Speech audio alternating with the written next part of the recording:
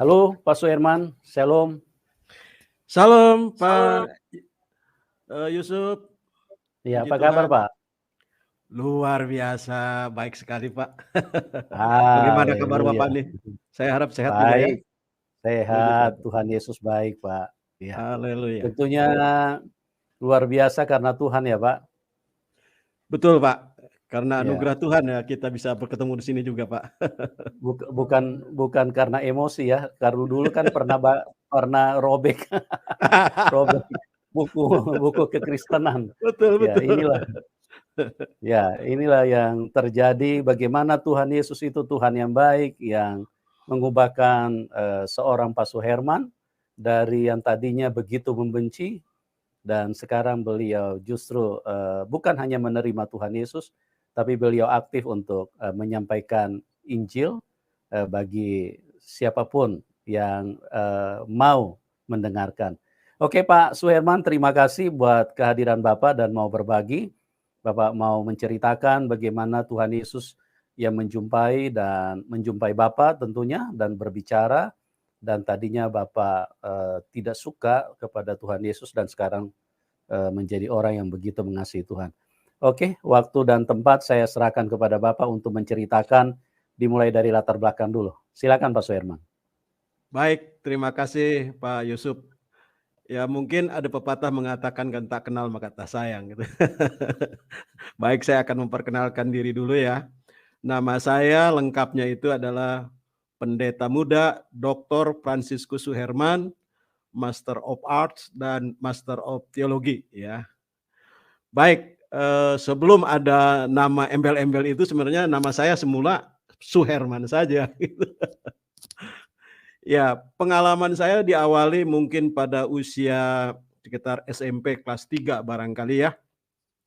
Jadi waktu itu saya memang kan dilahirkan dalam keluarga orang Sunda ya. Itu sebabnya saya pakai kostum Sunda nih karena saya cinta dengan orang Sunda.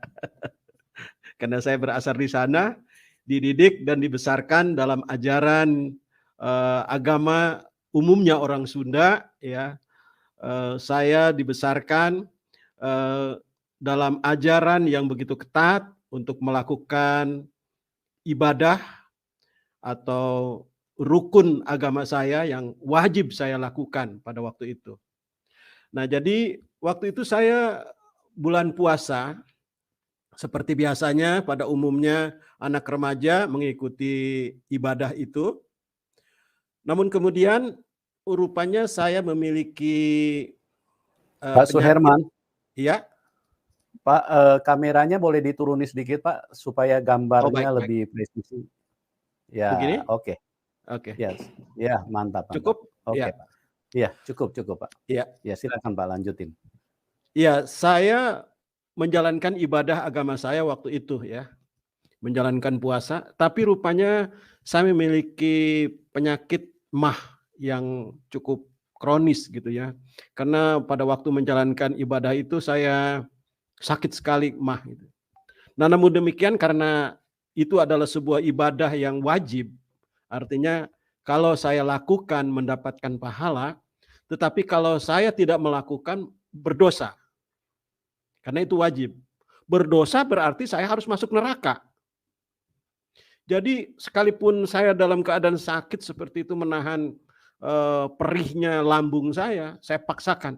Karena bagi saya adalah lebih baik sakit di dunia ini daripada saya sakit seumur-umur di dalam api neraka. Nah, jadi saya takut sekali. Saya jalankan itu, ibadah itu dengan khusyuk, dengan penuh penderitaan karena MAH tadi. Nah, pada saat menjalankan ibadah puasa itu, tiba-tiba saya menemukan sebuah buku kecil. Saya tidak tahu buku itu buku apa gitu. Tapi ketika saya buka-buka buku itu, gambarnya adalah gambar karikatur. Ternyata di dalamnya ada orang berambut gondrong.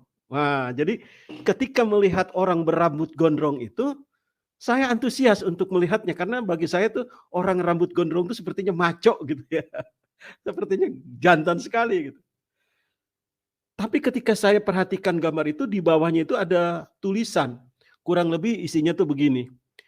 Karena kasih karunia kamu diselamatkan oleh iman. Itu bukan hasil usahamu, tetapi pemberian Allah. Nah, jadi setelah saya buka-buka berikutnya, ternyata buku itu adalah buku Kristen. Wih, saya sangat marah sekali kalau ini adalah buku Kristen.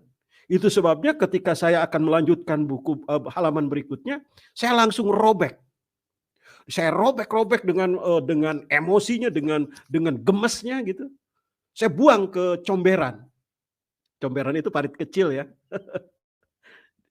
Tetapi ketika saya sudah buang ke parit kecil itu, ke comberan itu, kertas-kertasnya masih ngambang. Sekalipun itu udah robek-robek tapi masih ngambang kelihatan. Saking bencinya saya injek-injek itu sampai sendal saya dengan celana saya terperosok ke dalam lumpur. Saya injek-injek itu semua sampai nggak kelihatan lagi. Jadi habislah ceritanya seperti itu. Jadi singkat cerita, setelah itu tahun berikutnya biasa saya menjalankan ibadah lagi karena setiap tahun kan saya dituntut 30 hari kurang lebih untuk menjalankan ibadah puasa itu. Tapi rupanya kali ini benar-benar semakin parah. Karena pada waktu saya menjalankan ibadah itu mulai jam 11 pagi aja udah terasa tuh. Mahnya sakit, perih gitu. Bukan mau makan tapi perih aja perutnya gitu. Kalau makan dan aus saya cukup kuat gitu karena terlatih sejak lebih kecil lagi saya sudah menjalankannya gitu. Tapi perihnya mah itu enggak ketulungan. Tetapi bagaimanapun saya ingat lagi bahwa ini adalah perintah yang harus saya lakukan, yang harus saya jalankan, kalau tidak masuk neraka. Jadi karena takut masuk neraka, daripada masuk neraka, saya bilang, saya paksakan itu dilakukan, dijalankan. Nah, menjelang maghrib, biasa saya bersyukur bisa buka puasa, lalu saya minum air putih untuk buka puasa. Pada saat saya minum air putih itu, benar-benar dada saya terasa dibelah, terasa diiris-iris. Perihnya bukan main, sakitnya luar biasa. Tapi karena maghrib itu adalah juga waktunya menjalankan ibadah lagi, sholat maghrib, saya lakukan ibadah sholat maghrib itu. Dengan rasa sakit, tetapi saya tetap menjalankannya dengan khusyuk. Namun apa yang terjadi?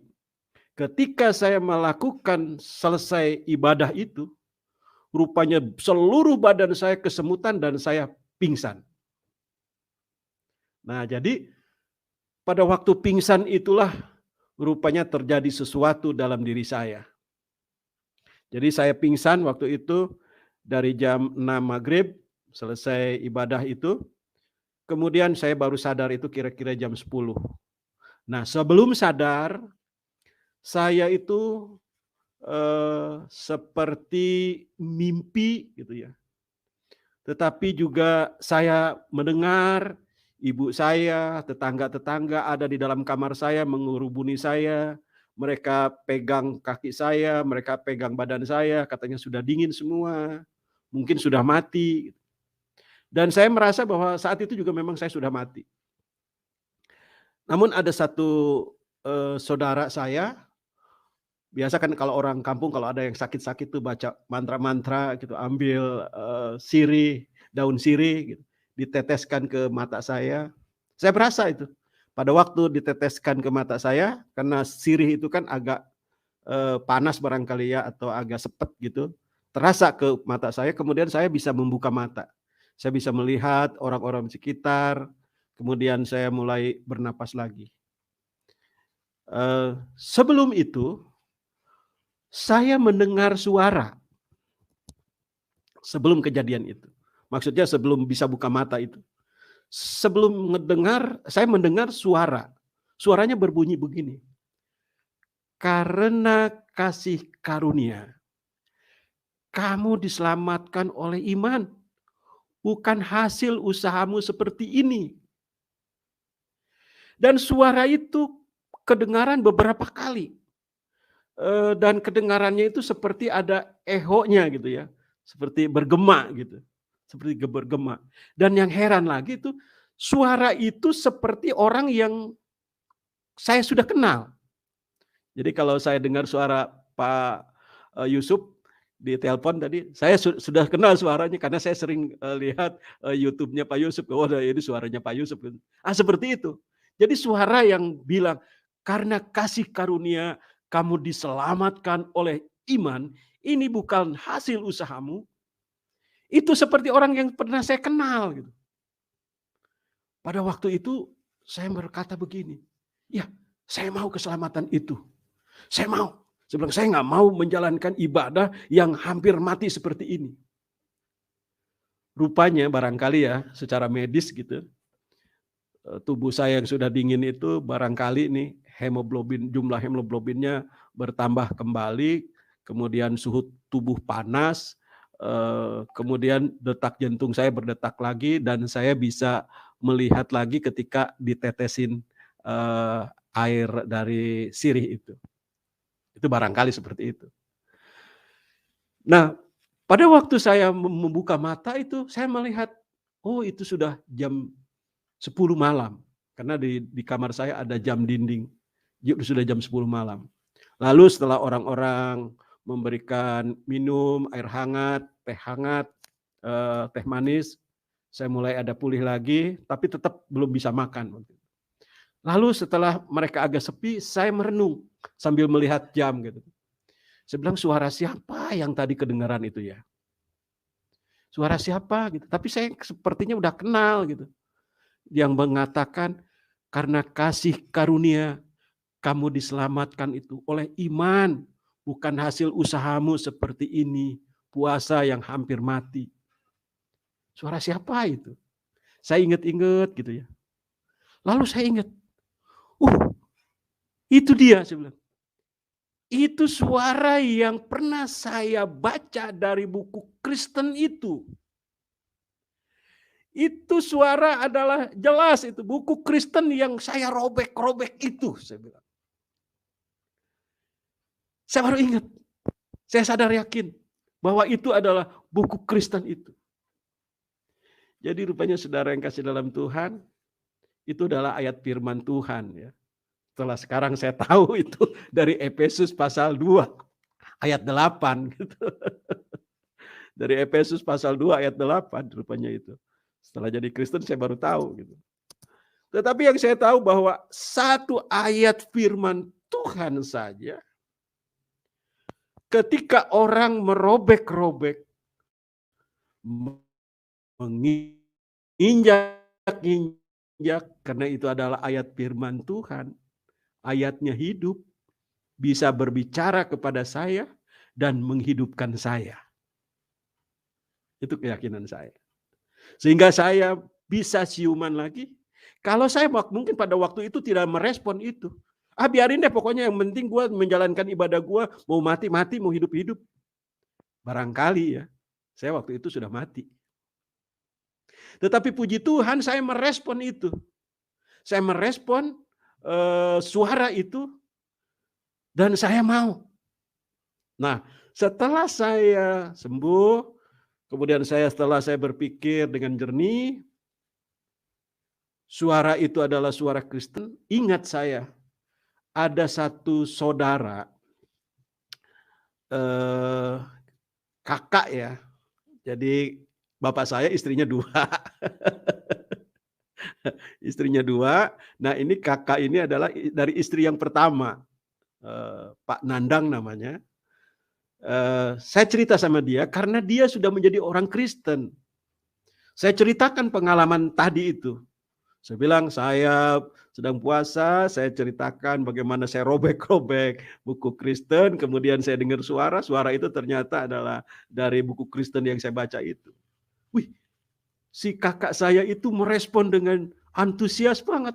Wih, kamu luar biasa, kamu dapat lawatan Roh Kudus, kamu dijamah oleh Tuhan. Pada waktu itu saya bengong aja. Lawatan Roh Kudus apa sih? Dijamah oleh Tuhan bagaimana? Saya nggak ngerti waktu itu. Tapi dia begitu antusias dan begitu merespon terhadap kesaksian saya itu, sampai dia mengirimi beberapa buku Karena waktu itu dia tinggal di Jakarta, saya kan di kampung, di Sukabumi. Nah, dia kirimin buku ke saya, buku-buku. Dikirimin buku lagi. Saya buku kecil aja saya robek-robek, ini dikirimin buku banyak-banyak lagi. Buat apa? Saya nggak mau baca. Saya taruh aja. Kebetulan ada kotak, biasa tempat bapak saya dagang pakaian. Kotak itu besarnya kira-kira 0,5 meter kali 1 meter gitu. Sampai penuh. Dikirimin buku terus sama dia. Satu waktu dia pulang ke kampung. Pada waktu saya ada di rumah, saya biasa ngaji, ya pulang ngaji malam-malam saya lari-lari takut, padahal udah remaja ya, karena melewati pohon manggis yang rindang gitu, dan sering diceritakan bahwa ada kuntilanak. Gitu.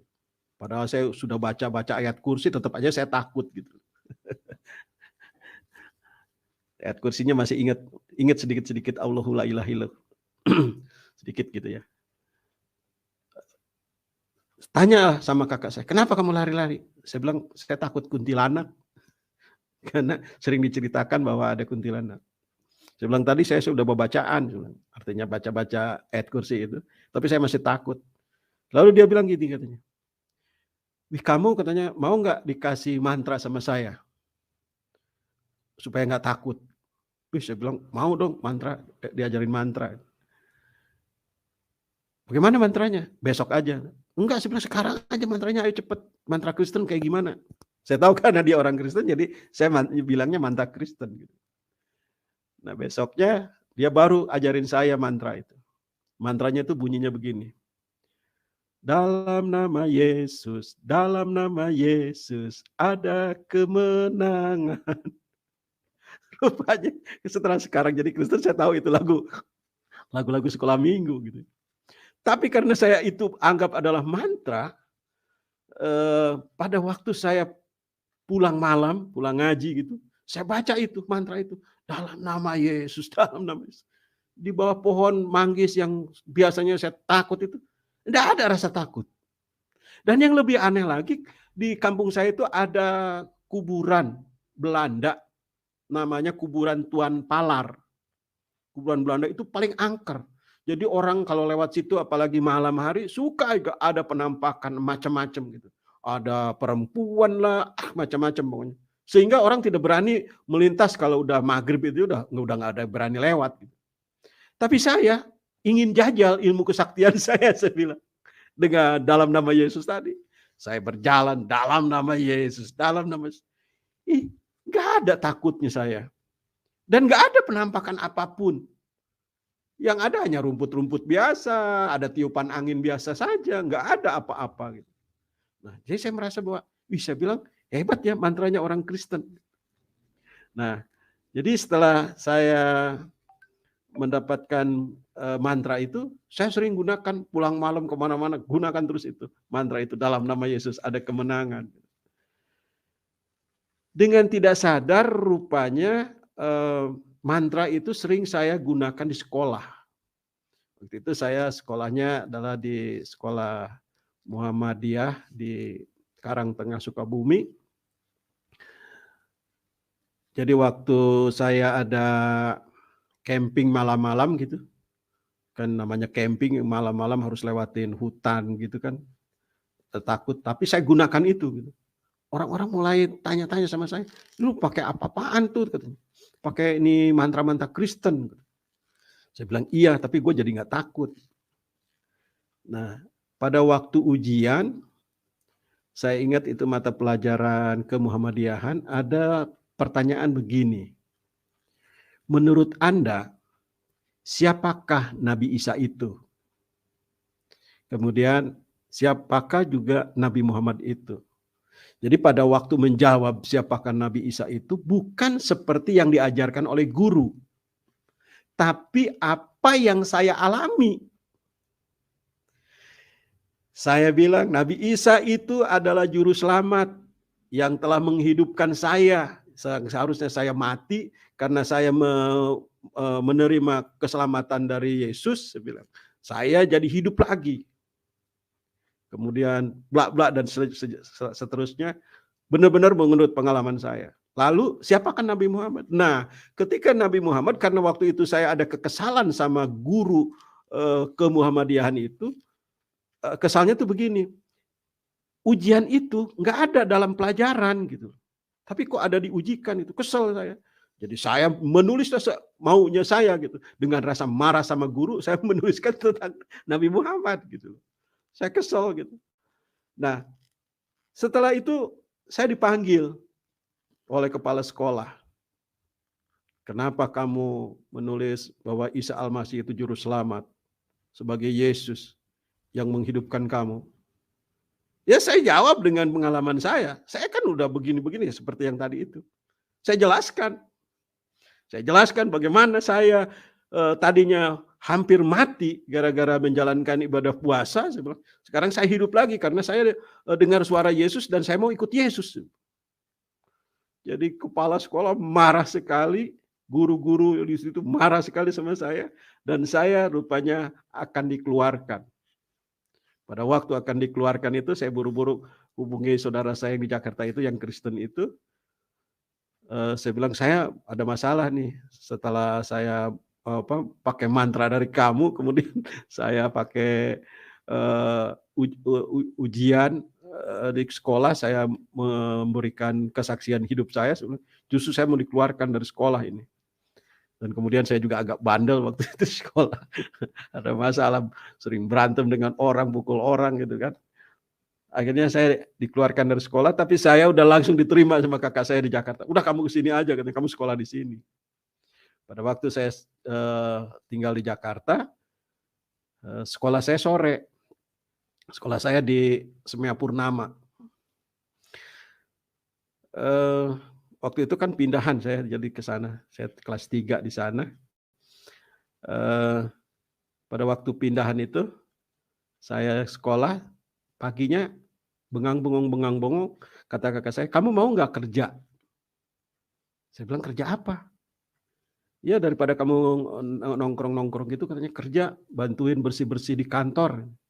Wih, saya bilang, maulah, cuma bersih-bersih aja, nyapu, ngepel gitu, bisa kok. Jadi pagi-pagi saya kerjalah di kantor itu, nyapu, ngepel gitu. Setelah itu siangnya baru saya sekolah gitu kan. Sekolah. Nah, rupanya saya nggak tahu kalau kantor itu adalah kantor Lembaga Pelayanan Penginjilan. Namanya Yayasan Lembaga Literatur Kristen Indonesia, YALKI disingkat. EHC, Ephraim Crusade. Orang-orang di situ setiap hari nginjilin saya. Setiap hari memberikan kesaksian keselamatan dalam Yesus. Saya nggak respon sedikit pun dari mereka itu. Saya nggak respon sedikit pun. Karena saya masih tetap bahwa sekalipun saya udah pernah pakai mantra Kristen, sudah yakin ingin ikut Yesus, tapi rasanya saya nggak mau dengar apa yang mereka ucapkan gitu. Karena rasanya tidak sesuai dengan hati nurani saya gitu. Satu waktu kakak saya yang Kristen ini kan biasa kalau hari Minggu suka ke gereja. Saya bilang, ikut dong gue ke gereja. Si kakak ini dasar malas. Dia bilang katanya, kalau lu mau ke gereja, nih katanya, dari sini lu naik ke Manggarai. Nanti dari Manggarai naik jurusan Kawi Ratna, naik bis. Ini nomor sekian, nanti lu turun di Jalan Guntur, ada di situ gereja baptis, katanya, lu cari aja di situ. Jadi kakak saya itu bukan dorong saya ajak ke gereja, justru saya yang mau ke gereja. Sama dia cuma dikasih alamat gitu. Geblok juga itu kakak. Tapi saya pergi juga. Saya pergi dengan senang hati. Dapat alamat gereja. Saya bilang, ini saya pengen tahu di gereja kayak apa. Satu waktu di gereja datang, mereka ya disambut tapi ya dingin aja gitu. Ya mungkin dipikir anak pemuda yang cuma tampangnya juga tampang kampungan, mungkin nggak begitu respect lah gitu ya, biasa aja gitu. Tapi satu saat setelah mendengar pemberitaan firman Tuhan, persis seperti yang saya dengar juga dulu itu. Karena kasih karunia kamu diselamatkan oleh iman gitu. bukan hasil usahamu tetapi pemberian Allah. Katanya kata pendeta itu, siapa yang mau menerima anugerah pemberian Allah? Saya nggak lihat kiri kanan, saya nggak tahu caranya bagaimana, saya maju ke depan. Saya salamin pendetanya, Pak, saya bilang, saya mau terima keselamatan dalam Yesus. Pendeta itu dulu namanya Pendeta Immanuel Suparman ya, dari Gereja Baptis Getsemani di Jalan Guntur 52, saya masih ingat banget. Dia respon saya, dia ajak duduk, dia ajak berdoa. Oh, senang sekali pendeta itu menerima saya. Kemudian tanya-tanya sama saya setelah ibadah, tanya-tanya. Katanya nanti kamu kalau mau belajar datang sama saya ya. Saya bilang, saya mau Pak. Jadi saya belajar sama beliau. Saya kepengen buru-buru dibaptis, kayak ingin jadi Kristen gitu. Karena saya sudah merasakan bahwa pertama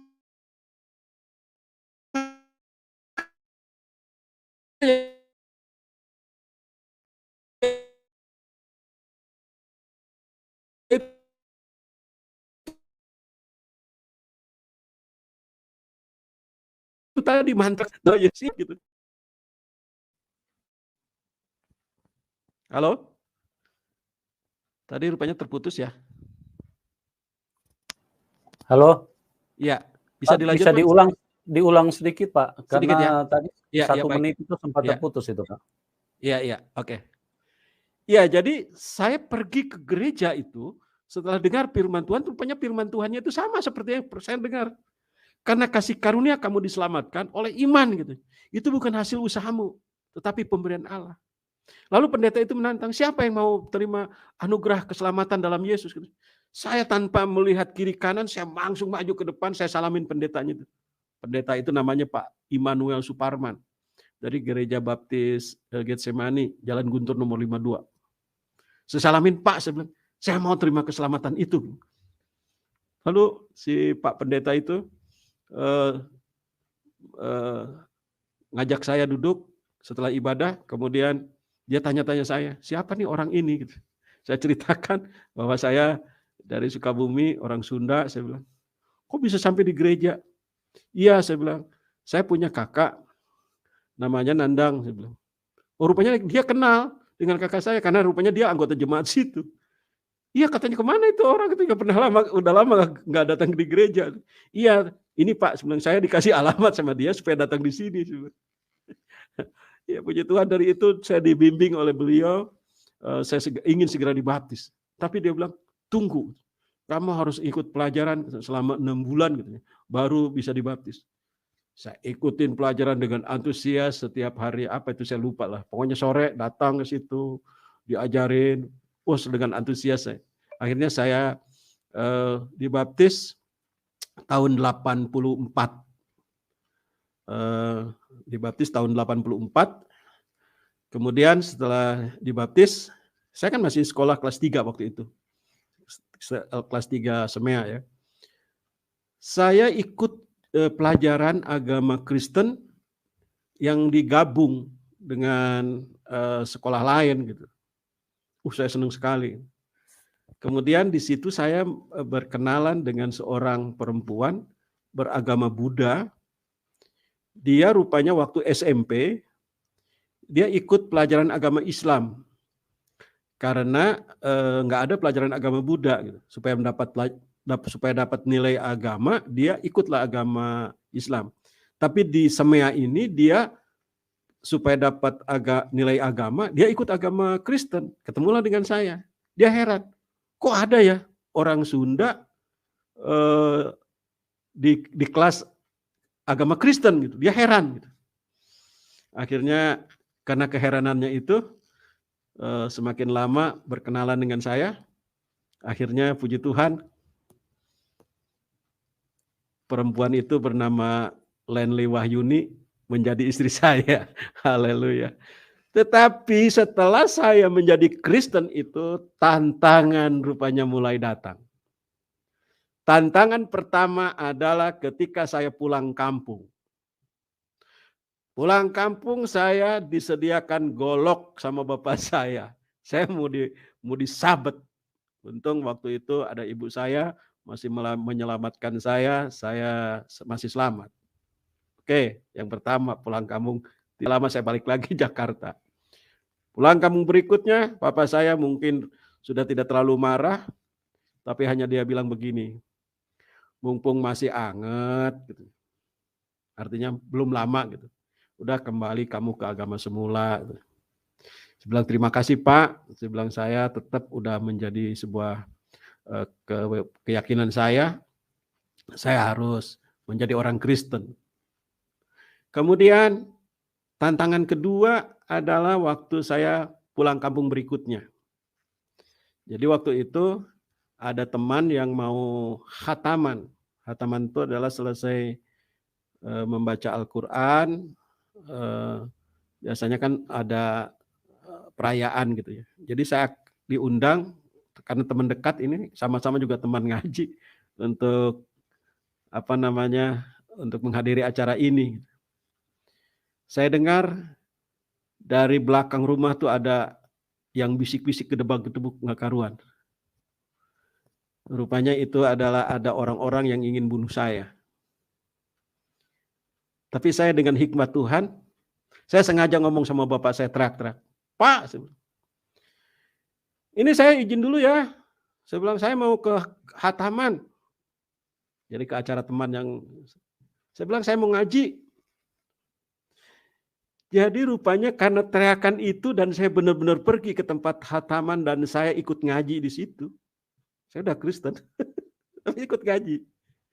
Ikut ngaji, rupanya saya lolos dari maut. Lolos dari maut karena ya hikmat dari Tuhan gitu, saya dikasih gitu. Saya ngaji. Selesai itu, saya satu waktu lagi balik lagi ke kampung lagi. Pada waktu ini adalah saya izin mau nikah. Jadi saya izin mau nikah dengan seorang wanita Cina, keturunan Chinese. Saya izin sama bapak saya untuk minta berkah lah dari orang tua gitu. Dia tanya sama saya baik-baik. Dia sebenarnya udah dengar kalau saya akan menikah dengan orang Chinese gitu. Katanya, dengan siapa kamu akan nikah? Saya bilang, dengan orang Cina. Bapak saya sudah kelihatan marah gitu. Kemudian dia tanya lagi, oh agamanya apa? Saya bilang agamanya sama dengan saya, Kristen. Dia langsung naik pitam. Apa? Udah Cina, Kristen lagi. Sabodo amat, sabodo teuing. Jadi terserah lu dah gitu. Bahkan dia ngancam sama saya. Udah setelah ini kamu jangan balik lagi ke sini. Kamu semualah pokoknya saya maklumin bapak saya marah sekali. Tapi karena saya yang penting bagi saya adalah udah izin. Tetapi ada yang aneh lagi juga. Sebelum saya bicara sama bapak saya ini, kan saya juga sebenarnya di Jakarta ini kan harus melamar juga kan dengan calon mertua gitu kan. Pada waktu saya datang melamar itu, mungkin bukan maksud melamar lah, saya sendiri gitu. Calon mertua tuh tanya sama saya, kamu udah kerja? Pada waktu itu saya kan udah selesai kuliah, selesai sekolah, menjelang kuliah, saya udah kerja. Sudah. Kamu asal dari mana? Saya bilang Sukabumi. Orang apa? Orang Sunda. Saya bilang. Oh enggak deh. Maaf ya. Orang Sunda itu pemalas. Orang Sunda itu tukang kawin. Nanti anak saya kamu nikahin, terus kamu malas, kamu ceraikan. Maaf ya. Tutup pintu, suruh pulang saya.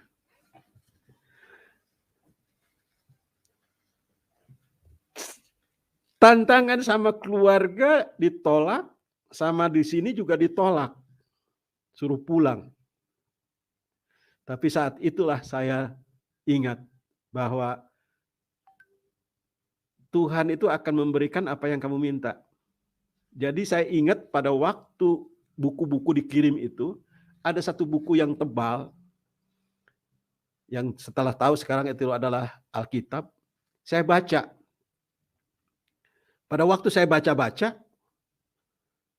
saya ingat, saya bilang kalau orang Kristen tuh dalam image saya waktu itu kaya. Saya bilang pasti kekayaannya tuh diminta dari sini nih, dari buku ini nih. Jadi saya buka itu buku, pas yang saya baca itu bunyinya begini, mintalah apa saja yang kamu kehendaki dan Tuhan akan memberi. Saking girangnya, buku itu saya tutup gitu. Saya tutup. Kemudian saya ingin cari, kemudian setelah saya tutup, lupa, saya ingin cari lagi, saya temukan lagi. Dari mana sih tadi? Saya ingat sih tadi itu kira-kira di tengah-tengah sini kok. Jadi saya baca itu buku Injil itu dari belakang, dari kitab Wahyu.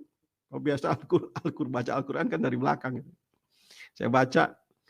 Nah setelah saya baca, nggak ketemu itu ayat. Sampai di tengah-tengah nggak ketemu. Lalu saya tanya sama kakak saya yang Kristen itu. Dia bilang aja baca aja terus. Iya saya bilang ayatnya di mana itu yang bunyinya seperti itu. Dia nggak ngasih tahu. Nggak ngasih tahu tuh saya nggak tahu juga apakah dia memang nggak tahu atau pura-pura nggak tahu gitu. Saya suruh baca aja lagi. Baca lagi. Nggak ketemu. Tetapi saya ingat, mintalah apa saja yang kamu kehendaki dan kamu akan menerimanya. Kalau sekarang sih udah tahu itu dari Yohanes 15 ayat 8 kan. Nah waktu itu saya berdoa, saya bilang, saya ingat nih, dulu pernah saya baca buku Alkitab, kalau ada ingin sesuatu, minta, maka akan diberi. Saya bilang, sekarang Tuhan, saya udah jadi Kristen nih, saya mau nikah dengan perempuan ini, tapi dari orang tua saya nggak dikasih, dari orang tua dia juga nggak dikasih, sementara kami sudah menjalin pertemanan, hubungan dengan begitu akrab gitu kan. Kita berdua sudah cocok gitu. Tapi kedua orang tua sangat tidak cocok. Saya berdoa. Setelah saya berdoa, saya pikir mungkin Tuhan akan jawab. Ternyata enggak. Enggak dijawab. Makin sedih malah saya. Dari kampung, dia udah diancam, kamu nggak boleh balik lagi. Dari calon mertua, diancam juga sama pacar saya itu. Kalau kamu teruskan hubungan kamu dengan orang Sunda itu, kamu jangan balik lagi ke rumah. Aduh, bagaimana saya bilang ini. Tapi saya ingat, setelah belajar dari Alkitab itu, saya dikasih hikmat sama Tuhan. Doa dan puasa. Doa dan puasa. Orang puasa sampai setengah hari aja, sehari aja saya sakit mah hampir mati, apalagi sekarang harus puasa. Puasanya lagi diminta untuk 3 hari lagi. Gila, saya bilang, nggak mungkin bisa. Tapi Tuhan bicara sama saya, puasa 3 hari. Saking kepengennya dapat ini istri,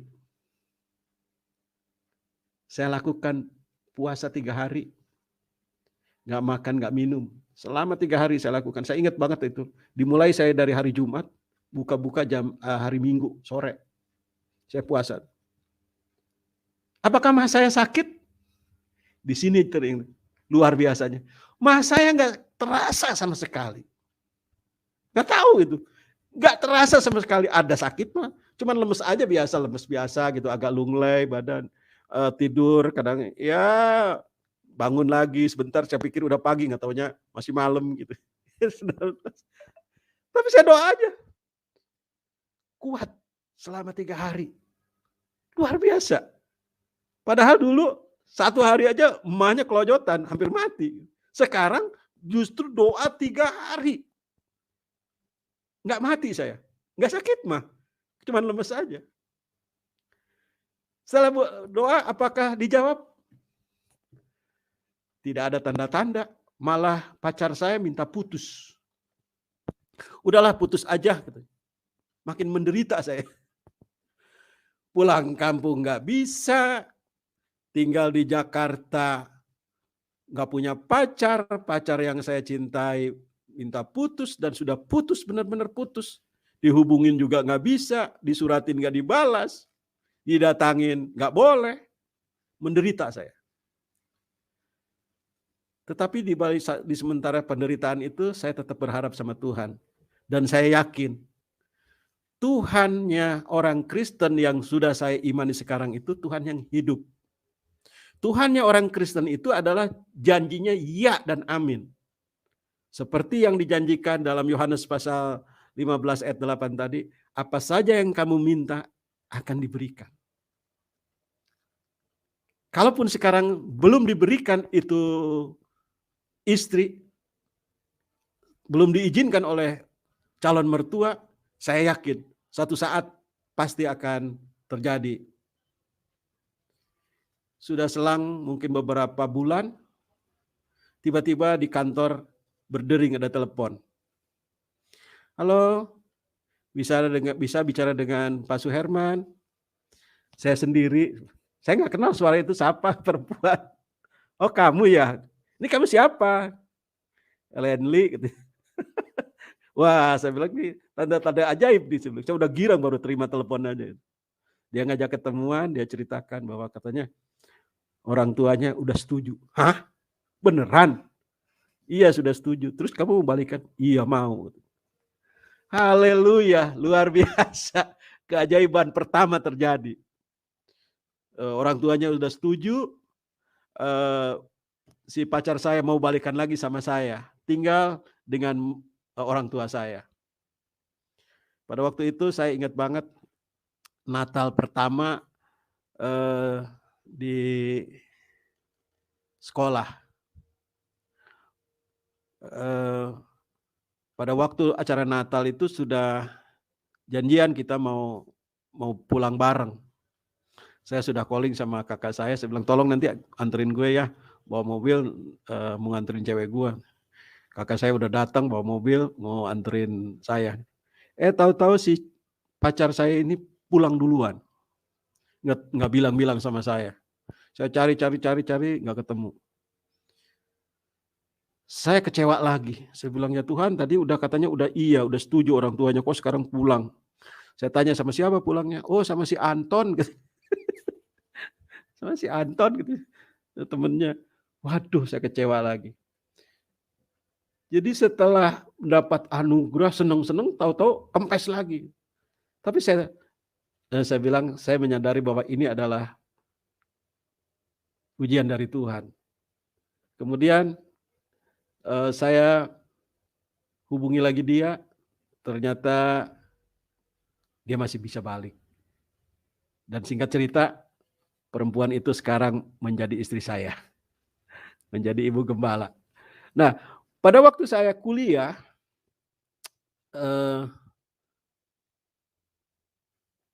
saya waktu itu kuliah di STKIP Purnama.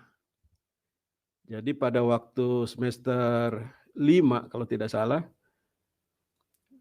harus semester 3 harus registrasi. Saya minta tolong sama saudara, saya bilang tolong bayarin registrasi saya. Saya bilang saya nggak bisa datang ke kampus. Tahu-tahu dari kampus dibilang nggak bisa katanya. Kamu harus diskor selama 1 semester. Aduh, saya bilang saya udah mati-matian untuk kuliah, tapi harus diskor. Tiba-tiba pada waktu diskor itu adalah satu teman, kamu mau nggak katanya, sekolah Alkitab. Kan kamu udah ikut kursus tuh banyak-banyak, nanti bisa diperhitungkan kursus kamu. Sekolah Alkitab mau nggak? Dapat sponsor. Wih, saya bilang, saya susah-susah untuk kuliah di STKIP, sekarang dapat sponsor. Tapi saya bukan karena dapat sponsornya. Saya mau kuliah itu, saya pengen mendalami kekristenan dengan baik. Jadi saya ikut kuliah. Ternyata setelah ikut kuliah itu senang saya. Wih, banyak tahu tentang kekristenan. Di pelajaran namanya juga sekolah Alkitab kan. Wih, saya bilang, akhirnya setelah saya ditelepon lagi dari kampus untuk masuk daftar. Enggak, saya bilang. Sekarang saya sudah masuk sekolah teologian. Rupanya pihak kampus tuh marah sekali sama saya. Dia tahu, rupanya waktu diskor juga karena tahu mereka karena saya masuk Kristen katanya. Jadi diskor dari sekolah sebenarnya itu mau dikeluarkan. Nah, itu yang terjadi. Saya sekolah Alkitab rupanya senang, akhirnya dilanjut gitu. Nah, setelah sekolah lanjut, kemudian setelah selesai menikah, kemudian orang tua masih tetap belum menerima saya. Orang tua saya, kalau orang tua istri sudah welcome, udah boleh menikah.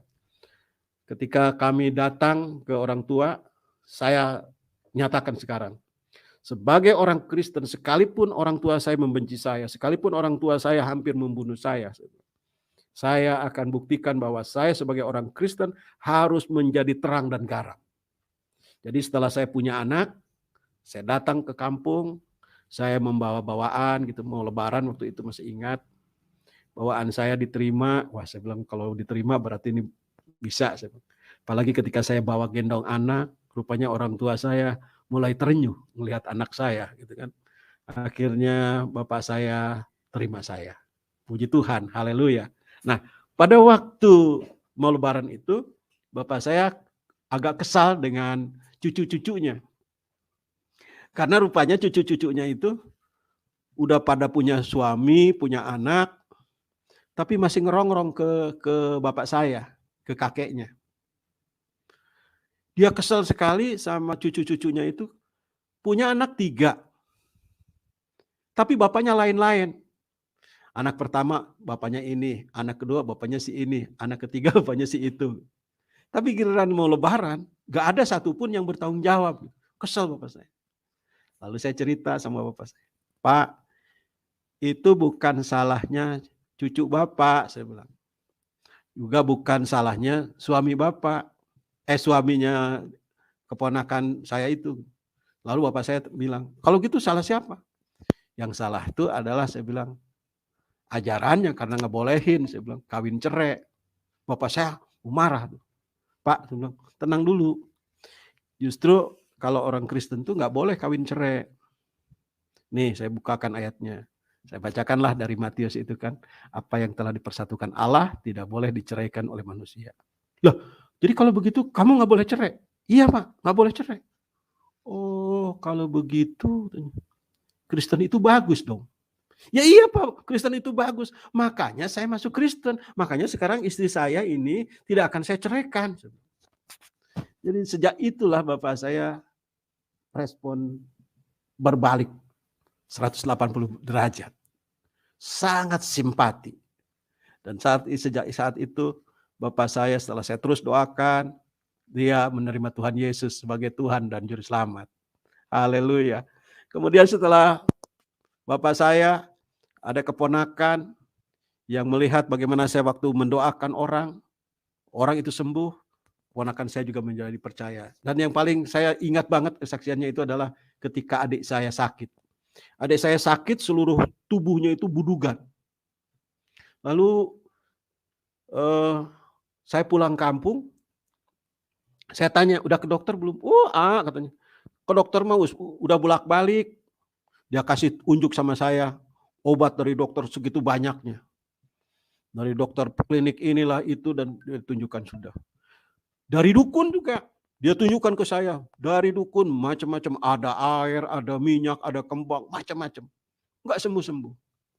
Saya bilang, mau nggak didoain sama AA? Doanya tapi doa Kristen. Ya mau mau doa Kristen mau apa kek, yang penting saya sembuh. Katanya. Oke, saya doakan ya. Jadi saya berdoa dalam nama Tuhan Yesus, tapi dalam bahasa Sunda. Nun Gusti Rama anu disawarga. Abdi nyandak pun rai ke payunan Gusti. Rehna panyawat anu di aya di salira pun rai ini. Kalayan panjenengan Gusti Yesus. Cager. Jadi artinya begini. Ya Tuhan, saya dalam nama Tuhan Yesus, saya datang membawa adik saya ini sakit yang ada dalam tubuhnya, dalam nama Tuhan Yesus sembuh. Saya bilang gitu kan. Cuman begitu aja, tapi nggak dalam bahasa Sunda itu tadi. Selesai berdoa, saya dengar suara Tuhan persis banget. Dia bilang begini, ini penyakit dalam bahasa aja tuh, iya lain penyakit bahasa, katumpangan. Ya karena saya dengar suara seperti itu, saya ngomong sama adik saya, Dek, saya bilang, ini penyakit bukan penyakit biasa, saya bilang, ini ketumpangan. Jadi ketumpangan itu istilahnya ya dibikin orang lah gitu ya, diguna-gunai. Iya benar katanya. Kata dukun itu juga katanya, ini dibikin orang. Tapi saya bilang iya, Tapi kenapa dukunnya nggak bisa nyembuhin? Nggak tahu.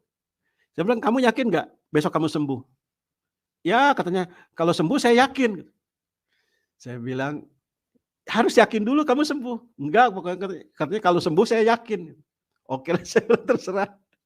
Jadi saya pulang lagi ke Jakarta, 2 hari kemudian saya balik lagi ke kampung. Tiba-tiba begitu pulang ke kampung itu, adik saya kan biasa pakai baju tangan panjang segala macam, semua tertutup semuanya. Karena kan tapi ini semua budugan gitu. Seluruh tubuh itu bercaknya mengerikan, bernanah gitu. Ngeri lah ngelihatnya pokoknya. Dan kalau udah kumat, selojotan, kasihan banget, menderita sekali. Pada waktu saya pulang itu, dia buka itu bajunya tanpa malu-malu, tinggal maaf kata dengan BH gitu. Tuh katanya, gus cagor gitu. Gus cagor ini mah. Udah sembuh sekarang mah gitu. Jadi saya lihat cuma kayak bekas panu aja gitu, kering. Yakin kamu yang menyembuhkan siapa? Ya, yang doain gitu. Saya bilang yang menyembuhkan itu Tuhan Yesus. Tapi saya heran, adik saya sudah menerima mujizat seperti itu, sampai sekarang dia tidak menerima, mau terima Tuhan Yesus. Sudah ngalamin mujizat Tuhan Yesus. Tapi saya heran, dia nggak mau terima Tuhan Yesus. Saya sudah Injil berkali-kali, dia bilang katanya, agama mah sama. Ya memang agama mah sama, cuma mengajarkan kebaikan. Saya bilang, tapi keselamatan hanya ada di dalam Yesus. Tetapi melalui kejadian itu, melihat kejadian itu, ada keponakan yang melihat. Dan dia menjadi percaya dan sampai sekarang dia menjadi anak Tuhan. Jadi itulah kira-kira kesaksian saya, Pak Yusuf. Semoga ini menjadi berkat. Terima kasih. Haleluya, haleluya, luar biasa sekali. Tuhan Yesus dahsyat, Tuhan Yesus ajaib, Tuhan Yesus maha pengasih, dan Tuhan Yesus adalah Tuhan yang baik. Pada waktu Pak Suherman belum kenal Tuhan Yesus, beliau bersikap sangat kurang sopan, ya, menginjak-injak, merobek-robek buku. Itu didasari dengan kebencian, didasari dengan ketidakmengertian. Dan pada waktu Tuhan Yesus datang kepada beliau, Tuhan Yesus terbukti bahwa dia mengasihi semua manusia. Tuhan Yesus tidak melihat, ini agamanya berbeda. Ya, karena memang Tuhan Yesus tidak bawa agama. Tuhan Yesus itu kebenaran dan turun dari surga dan memberi hidup keselamatan kepada manusia. Dan apa yang terjadi? Waktu Tuhan Yesus berjumpa dengan orang yang istilahnya dengan istilah sekarang sebagai penista, sebagai orang yang menyakiti kekristenan, Tuhan tidak pernah marah karena dia sayang semua manusia. Dan dia tidak berkata, kurang ajar kau ya, kau robek-robek buku yang membawa berkat bagi orang yang percaya kepada dia. Tidak. Tuhan Yesus sayang. Tuhan Yesus itu merangkul, ya. Makanya di dalam Matius 11 ayat 28 tidak bisa dibantah kalau dia itu adalah Tuhan.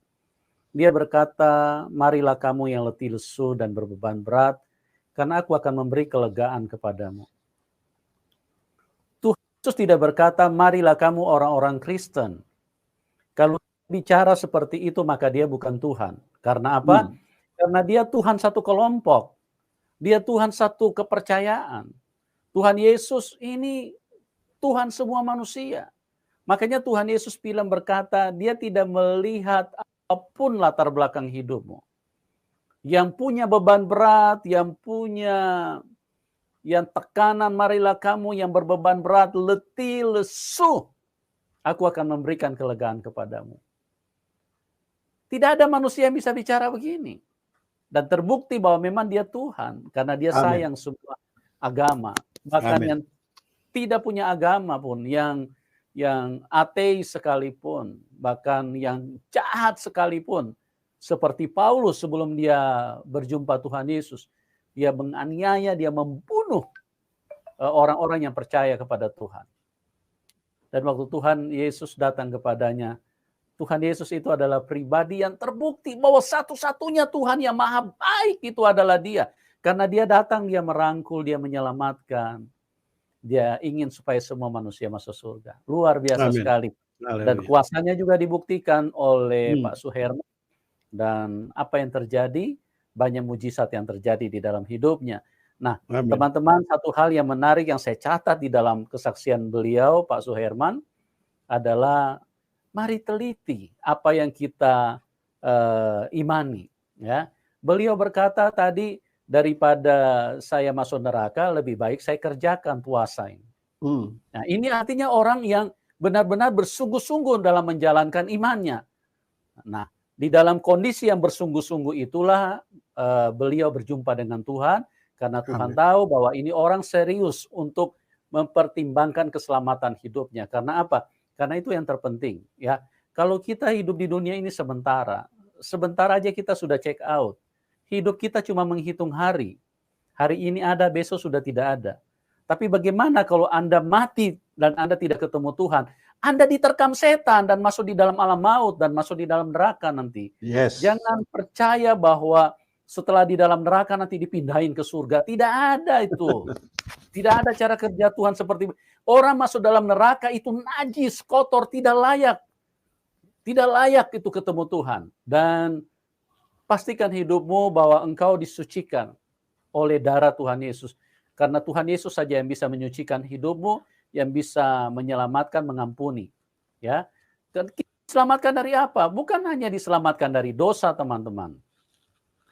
Dosa itu hanya perbuatan, tapi kita diselamatkan dari tangan setan. Setan tidak mau lepaskan manusia, karena setan mau menjadikan manusia itu mati semua. Oleh sebab itu kita perlu juru selamat. Kita perlu Tuhan yang bisa melepaskan kita dari tangan setan. Oke, Pak Suherman, terima kasih banyak atas kesaksiannya. Doa kami buat Bapak, Tuhan Yesus memberkati. Dan teman-teman yang diberkati, silakan dukung Pak Suherman saat ini adalah seorang pemberita Injil, melayani Tuhan dengan luar biasa.